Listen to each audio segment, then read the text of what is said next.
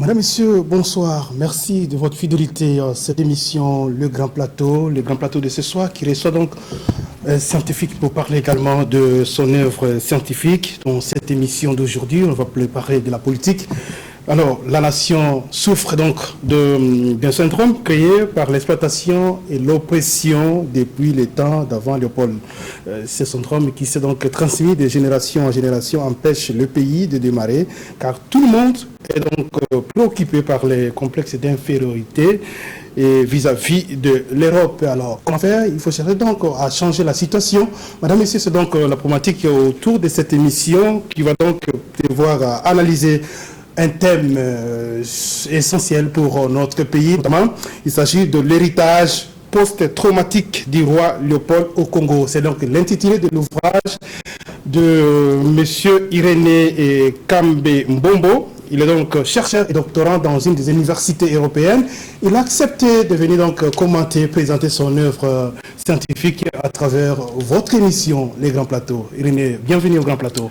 Merci beaucoup. Comment allez-vous? Oui, je vais bien, merci. Vous êtes congolais d'origine? Je suis congolais d'origine.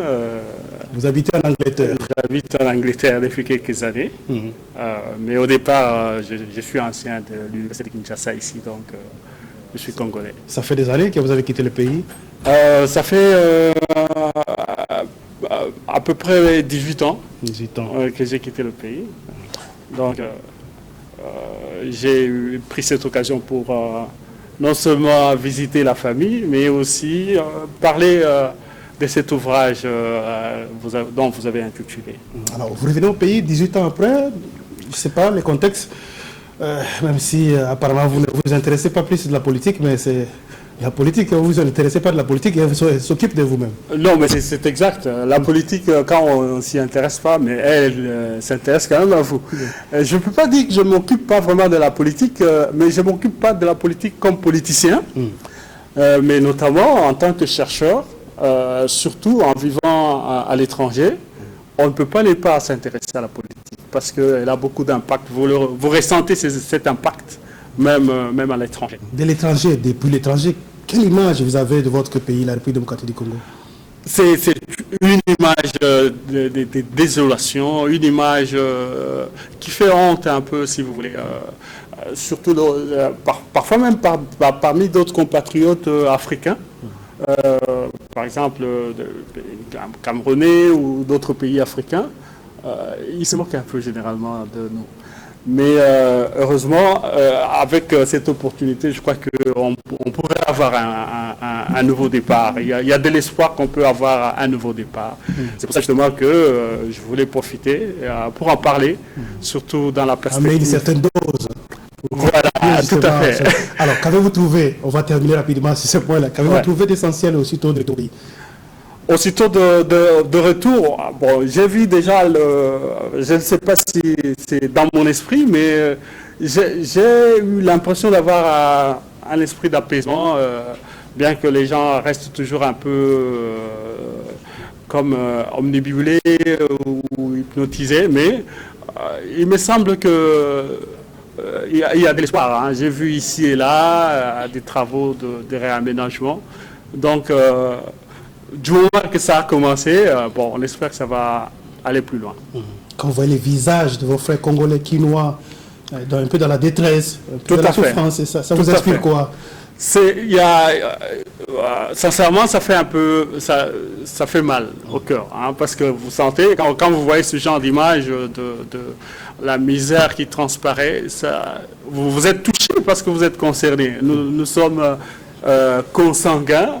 Alors, il y a moyen d'éviter ça.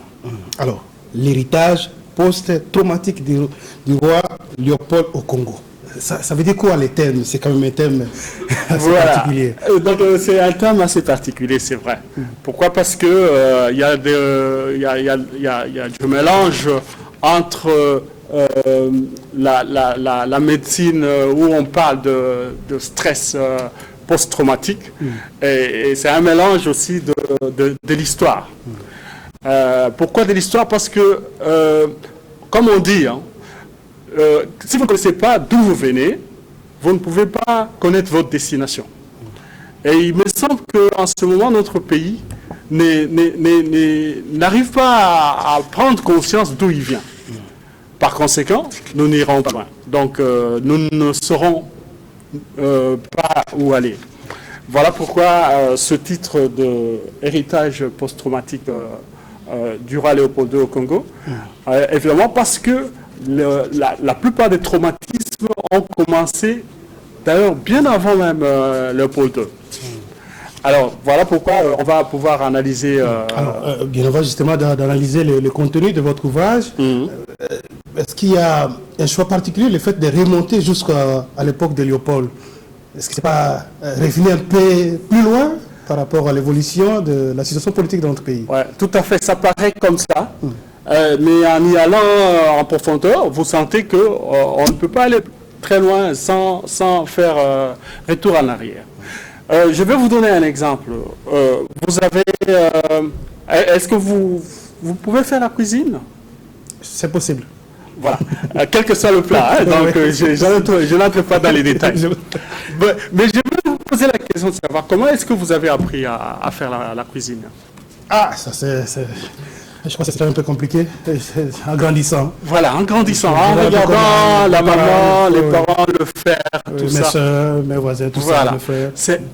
Voilà je me suis pourquoi, inspiré un peu de ce qu'ils ont fait. Tout à fait. C'est exactement comme ça, le syndrome qui a commencé depuis le temps de Léopold II s'est transmis jusqu'à ce jour. Qu'est-ce qui s'est passé? Il s'est passé que du temps de Léopold II, notamment pour obtenir le plus de caoutchouc, des DVA, ils avaient des méthodes où ils réprimaient sérieusement. Quand vous n'amenez pas la quantité qu'il faut, ils vous coupent la main. Ils vous coupent le pied, ils vous coupent... Donc, il peut détenir une femme enceinte dans des petits cachots, jusqu'à ce que le mari amène la quantité de DVA qu'il faut. Mais à ce moment-là, où ça passe, où ça casse. Ceux qui essayaient de résister à ce système-là, ils étaient éliminés carrément, sans autre forme de pensée. Et ceux qui, par exemple, pour l'amour de la femme qui est enfermée en détention, il se tracasse, il doit se décarcasser pour amener la quantité qu'il faut. Afin qu'on ne fasse pas du mal à sa femme, ou qu'on ne fasse pas du mal à son enfant, ainsi de suite. Et ça s'appelle, ça passe. Ça passe, mais la personne va courber les chines pour faire avec. Alors, il fait juste pour plaire au Mundele, pour ne pas avoir des problèmes. Vous comprenez? Ils étaient contraints de le faire. Ils sont contraints de le faire, parce que c'était forcé, c'était un travail forcé. Exactement. Alors, la conséquence de ce système-là de travail forcé, se transmet de génération en génération jusqu'à ce jour. C'est ainsi que nous voyons que pour que quelqu'un fasse quelque chose, il faut qu'on lui donne des coups de fouet pour qu'il fasse quelque chose. Pourquoi? Parce qu'ils étaient habitués à être fouettés pour travailler pour l'Européen. Et on le voit jusqu'aujourd'hui dans notre pays, les gens ont tendance à attendre être forcés pour faire quelque chose. Voilà. Pourquoi? Quand vous ne faites pas ça, on va taper, exactement. on va vous arrêter, ainsi de suite. Alors ça pousse un peu les gens. Exactement. C'est la preuve que ce syndrome qui a commencé s'est transmis de génération en génération. Parce que l'homme congolais était habitué à travailler que pour le blanc. Tout ce qu'il devait faire, c'était pour le blanc. Il n'a jamais eu l'idée de travailler pour lui-même. Et quand est-ce que vous avez vu quelqu'un être fouetté, par exemple, pour trouver son propre à manger, par exemple? Vous ne pouvez pas être forcé à faire un travail pour votre compte, pour vous-même. On ne peut pas vous forcer. On ne force que quand vous travaillez pour quelqu'un d'autre. Et ce syndrome-là est resté. Voilà pourquoi au jour d'aujourd'hui, le Congolais, même quand il a les immondices tout autour, il est tranquille, il vit. Mais si on vient le fouetter, à ce moment-là, il enlève... Alors, vous dites que dans votre ouvrage, vous dites que le syndrome est là. Nous devons maintenant chercher à changer des choses, à l'éradiquer. Tout à fait. Alors, comment faire? Quelle est la recette que vous amenez dans votre ouvrage? Qu'est-ce que l'opinion congolaise qui nous a inspiré de cet ouvrage? Qu'est-ce qui a intéressé le public à venir chercher l'ouvrage pour le lire et découvrir la recette que vous avez? Donc déjà, pour que ce que nous essayons de faire, je ne peux pas avoir la prétention d'amener seul la solution. Mais ce que j'essaie de faire, c'est d'abord d'amener à la conscience nationale. Parce que ce syndrome n'affecte pas un seul individu. Il affecte beaucoup. Il affecte toute la nation. Il y a eu dans ce pays plus de 600 ans d'esclavage. Il y a eu 80 ans de colonisation, donc Léopold II compris avec la colonie belge. Il y a eu ensuite différents régimes dictatoriaux. Alors, donc ça fait plusieurs années et ça fait plusieurs personnes que vous trouvez endommagées psychologiquement. Et donc, pour moi, la recette commencerait par la prise de conscience par les autorités du pays. Parce qu'il devrait y avoir une institution qui s'occupe à guérir toutes ces blessures. Parce que comme toute blessure, pour éviter que la blessure ne s'infecte, on la nettoie. On la nettoie d'abord avant d'y appliquer des mesures. Donc, ça veut dire que pour ce cas, il va nous falloir refaire la rétrospective dans l'histoire, parler de l'histoire, commencer à en parler, commencer à sensibiliser les gens sur la question, et après, on va petit à petit commencer à trouver des solutions. Une des solutions que moi je propose, c'est par exemple d'avoir une bibliothèque nationale. Déjà, je ne sais pas s'il existe une bibliothèque nationale ici, avoir une bibliothèque nationale. Le musée national, mais on ne sait pas l'état dans lequel il se trouve. Et dans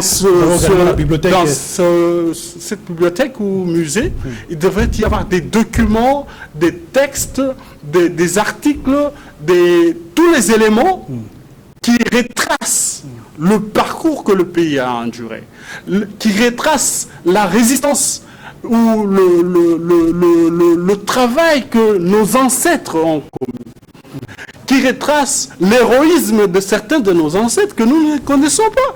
Parce que, rassurez-vous, le Mundele n'est pas arrivé comme ça, comme en se promenant. Il a connu de la résistance. Mais nous ne connaissons pas tous ces résistants qui ont pas mal souffert pour le compte de la nation. Ils sont enfouis dans l'histoire. Il va falloir qu'on les enseigne, ces compatriotes-là. Parce qu'à partir de là, nos enfants ou la future génération aura des repères. Il sera même fier d'avoir des repères, des gens qui ont lutté pour que nous soyons affranchis. Donc de là, moi je m'en vais à dire que l'éducation nationale devrait être changée aussi. Qu'est-ce que nous apprenons à nos enfants à l'école? Moi, j'ai lu un livre... L'éducation changée, ça veut dire l'adapter par rapport aux réalités de notre pays? L'adapter par rapport aux réalités de notre pays, l'adapter par rapport aux besoins que le pays a. Nous devons former des gens par rapport aux besoins que nous avons. Nous ne devons pas former des gens pour que du jour au lendemain, ces gens-là émigrent, aillent ailleurs.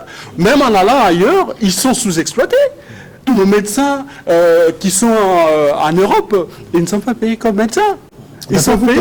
Quelles seraient les priorités justement pour cette éducation-là dans notre pays? Alors, la priorité pour moi, surtout comme j'ai entendu dire que c'est possible que l'éducation soit gratuite, donc la priorité serait d'avoir déjà un état général de l'enseignement où ils vont définir clairement le cursus.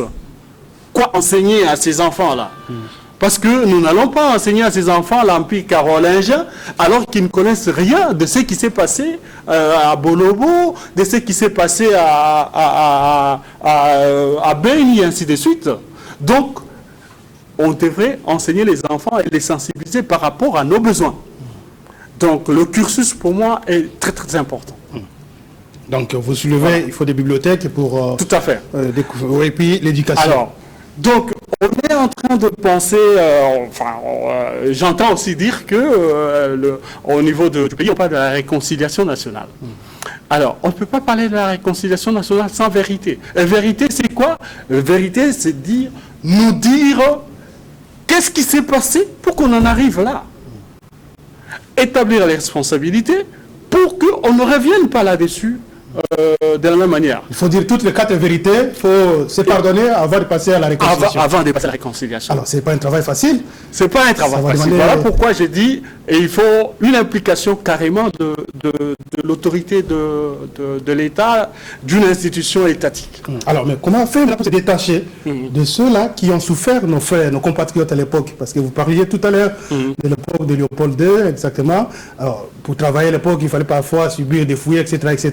Mais aujourd'hui, entre-temps, pendant qu'on prône la reconstruction de notre pays, on semble être dépendant de ceux-là qui nous ont souffert. Absolument. Comment faire pour se détacher de ces gens-là? Vous avez raison. Justement, pour construire la République ici, on doit recourir à l'Union européenne.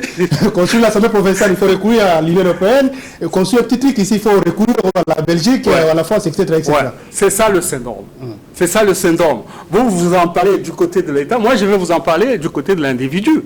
Vous voyez, certains de nos intellectuels, certains de nos Batuyambongo, soi-disant, les riches, quand ils veulent prendre des vacances, ils vont à l'étranger, prendre des vacances. En arrivant à l'étranger, ils versent leur argent dans l'économie étrangère. Ils prennent des hôtels, ils prennent les loisirs, tout ça. Alors que quand ils meurent, tous, ils veulent être enterrés au village. Alors que dans le village, ils sont coupés avec tout ce qui est, on peut dire, moderne. C'est ça le syndrome, de penser que tout ce qui est blanc, donc on nous a vraiment dressé de façon extrovertie. Donc, c'est pour ça que moi je parle de la conscience. Tout ne commencera que par la prise de conscience. Dans mon ouvrage, j'ai parlé de quelques vérités, évidemment. Il y a plusieurs que les gens ne connaissent pas. Je vais vous Quel par exemple? Oui. Je vous en donne. Voilà. Donc, vous savez que en Belgique ou en Europe, de façon générale, il a existé pendant longtemps, jusqu'en 1959, quand ils ont arrêté ce système, il existait des zoos humains. Les zoos humains, comme vous pouvez le voir sur un jardin. Oui. Voilà. Donc, on mettait les gens dans des cages, des humains dans des cages, et les blancs venaient visiter, comme ils vont dans un zoo pour animaux, ils allaient dans un zoo humain, où on trouvait les Congolais en train de faire comme ils font dans leur village. Comme ça, eux, ils regardent, comme on montre dans cette image-là. Mais qu'est-ce qui s'est passé? Il s'est passé qu'en 1897, un ethnologue belge a amené 267 Congolais en Belgique. Il les a exposés dans un jardin comme ça. 260. 267. 67. Il les a exposés dans un jardin public et les gens venaient visiter. Ils se faisaient de l'argent, donc c'était comme une foire. Et malheureusement, 7 parmi les 267, avec le coup de froid, ils ont eu le coup de froid, ils sont décédés. Et en décédant, parce qu'ils étaient des Noirs, parce qu'ils étaient des sous-hommes, on les a enterrés dans le jardin à côté, dans un, comment on appelle, dans un truc fosse commune, voilà. Et quelques temps après, certains religieux catholiques, ils ont fait des démarches, ils ont négocié pour pouvoir les récupérer.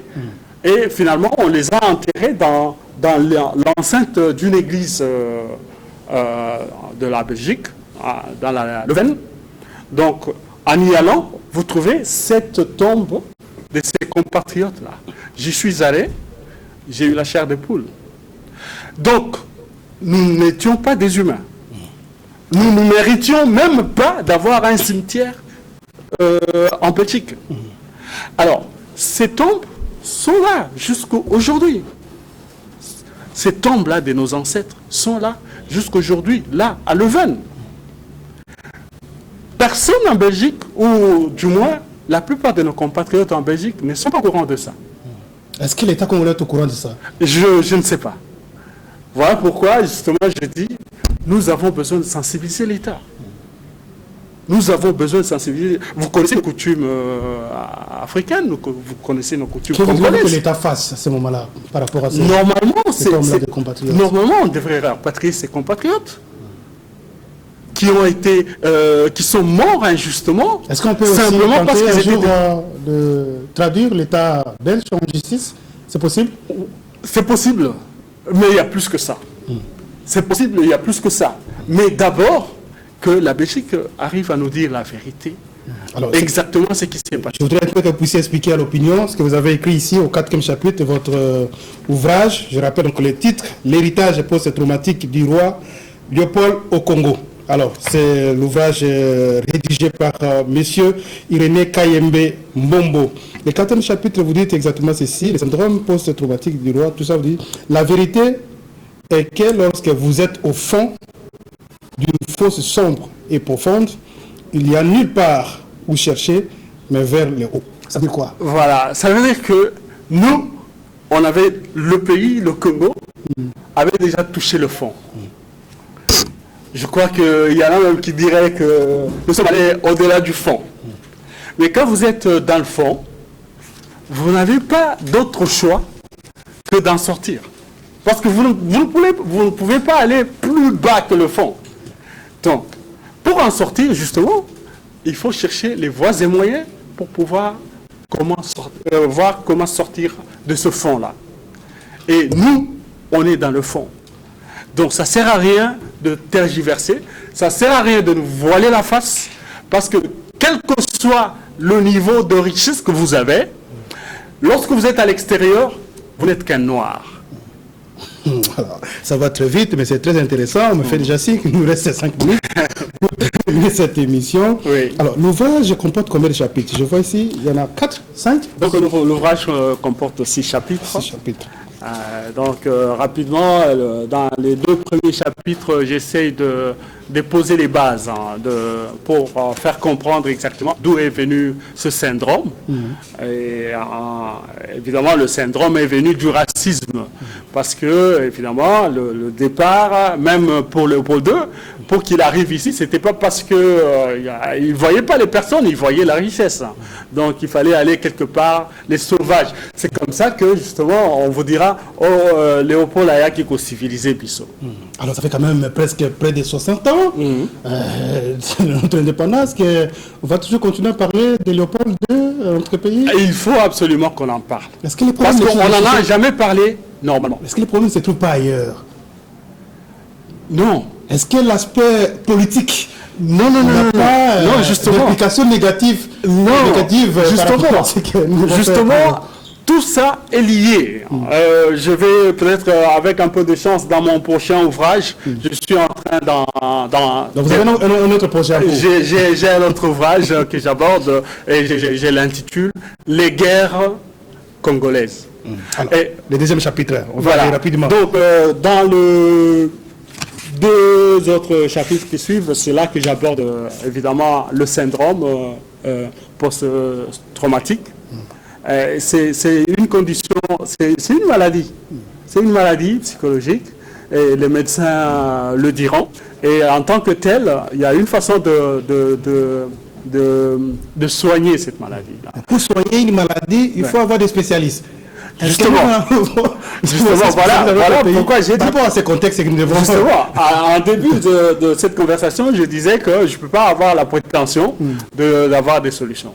C'est pour ça, moi, mon rôle, c'est d'abord de sensibiliser, d'éveiller vraiment la sensibilisation et la conscience des gens. Et les spécialistes vont se dégager et ils vont entamer la cure comme il se doit. 4e chapitre, le chapitre parlait des crimes contre l'humanité. Alors, crime contre l'humanité, c'est par rapport à ce que le génocide que le roi Léopold II a occasionné dans ce pays. Il y a eu une perte de plus de 10 millions des Congolais. Mais on n'en parle pas. Même au niveau de l'échelle internationale, on n'en parle pas. On parle plus des Juifs.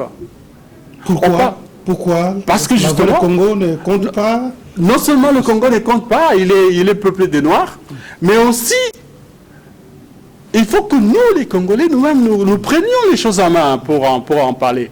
Il faut qu'on s'élève, comme je me lève là, pour en parler. Nous sommes plus préoccupés, dis-moi les Congolais, à briguer les postes Voilà, ils politiques, sont plus accéder préoccupés à la présidence de la République, à accepter Parlement, tout ça. tout à fait, à avoir des grands postes, des gros titres, Oui, au moment où Ils ils ne sont savent... président de la République, on est content. Au moment où ils ne savent même pas ce qu'ils vont en faire. Et ils n'ont pas un cahier de charge, ils n'ont aucun plan. Donc, et c'est ça que j'essaie d'aborder dans ce chapitre-là. Le 4e chapitre, vous revenez sur l'intitulé de l'ouvrage.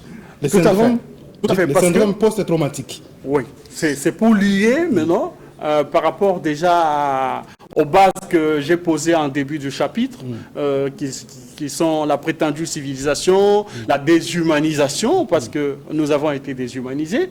Et c'est comme ça que j'explique que le syndrome s'est transmis de génération en génération. Chaque parent, parce que chaque enfant, il regarde les parents, il les imite, même sans le dire, hein, il les imite. Pour chacun, son parent, c'est son modèle.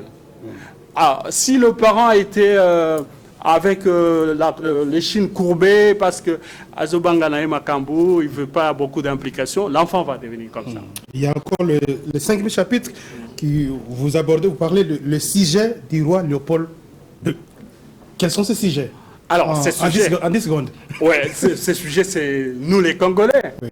Parce qu'à un moment donné, le roi Léopold II était propriétaire du Congo. Je pèse bien. Mais... Là, je me rappelle un peu de la lettre qu'il a adressée à l'époque au missionnaire, en 1883, je crois. Oui, oui. Il montrait un peu comment les missionnaires devaient se comporter Tout à face aux fait. Congolais. Face aux Fallait Congolais. les amener à lire la Bible, à ne Ils pas connaissent découvrir déjà tout ça. Voilà. ils ont déjà leur Dieu qu'ils connaissent. Votre mission, c'est de faire telle chose. Voilà. Alors, il y a encore le 6e chapitre, parler de la génération Ingeta, la République démocratique du Congo aujourd'hui. Voilà, donc Génération Ingeta. Ingeta, vous connaissez le terme et vous comprenez que je viens de la diaspora. Notre diaspora s'est distinguée dans ce combat par rapport aux autres diasporas africaines. Nous sommes Balakisinzela. Maintenant, il y a d'autres qui essaient de nous suivre. Nous avons mené ce combat-là pour faire changer les choses. Voilà. Et le dernier point, c'est la conclusion. C'est là où je voudrais également que vous puissiez conclure par rapport à cette émission. Donc, moi, je vais conclure en... Je souhaite que vous puissiez également donner un peu les points de vente, là où les gens peuvent passer pour peut-être se procurer cet ouvrage. Tout à fait. S'il y a un numéro de téléphone, une adresse précise, vous pouvez également communiquer dans la partie conclusion de cette émission. Je vous remercie. Je voudrais conclure en disant que nous avons une très grande tâche. C'est un très grand travail de sensibilisation. J'en appelle à tous les hommes de bonne volonté, tous les intellectuels, qui prennent juste un moment de réfléchir. Je ne suis pas là pour convaincre les gens. Je suis là pour aider les gens. Vous avez votre recette, hein, qui t'a apprécié, s'il faudrait la consommer ou pas. Non, je ne voudrais pas forcer la pilule. Exactement. Je voudrais juste amener à réfléchir. Oui. Que les gens prennent un moment pour réfléchir à ce qui nous arrive. Pourquoi on en est là. Et pour se procurer de mon livre, comme je venais d'arriver, je n'ai pas encore toute la logistique en place, mais on peut me contacter à mon numéro personnel, même pour échange, pour enrichissement. Lequel, le numéro de téléphone? Alors, mon numéro de téléphone à Kinshasa, c'est 081 236 79 51. Vous pouvez... 081 236 79 51. Donc, Vous avez quelque chose à rajouter? Sinon... bon, juste pour dire que c'est... En Lingala, je voudrais vous disiez un petit mot à Lingala. Alors, en Lingala... comme Congolais d'origine. En Lingala, soki ozokotambola na nzela okwei okotala place okwei te tala epai nini lokolo etutaki po okweya na minute oyo mboka ekweyaki totala sikoyo epai nini totutanaki lokolo po tokweya ndenge tokwei wana nde tina Pour éviter que le but de se place sur lobi okweya lisusu wana te oyebi ke do place wana ezaka na mwa eloko soki na tamboyi mabe na kotutala na kokweya nde un peu tina oyo na memeli bino mukanda na ngai oyo tosangisa makanisi na bandeko mosusu totala ndenge nini tokoki. Merci beaucoup, monsieur Irénée Kayembe Mbombo. Vous êtes donc chercheur. Vous habitez l'Angleterre, vous êtes congolais d'origine. De passage à Kinshasa, vous avez voulu passer dans l'émission Grand Plateau pour présenter justement votre ouvrage. Merci d'être venu. Merci pour l'échange. On aura peut-être l'occasion de pouvoir entrer en profondeur dans d'autres occasions, surtout que vous êtes encore à Kinshasa. Absolument. Merci également à toute l'équipe technique sous la coordination de Doudou Montiri, Moronjambe, Bruno Nzinga et tout Aleka Bongo et les autres qui étaient là pour nous aider à vous présenter cette émission, le Grand Plateau, que vous allez également suivre en ligne, mais aussi sur le bouquet Orao depuis l'Europe, mais aussi les États-Unis d'Amérique. Dans les sites de Doudou Montiri également, vous pouvez dès ce soir suivre ces numéros. Merci beaucoup, au revoir. Merci. Merci René. Au revoir et à très bientôt. Merci beaucoup.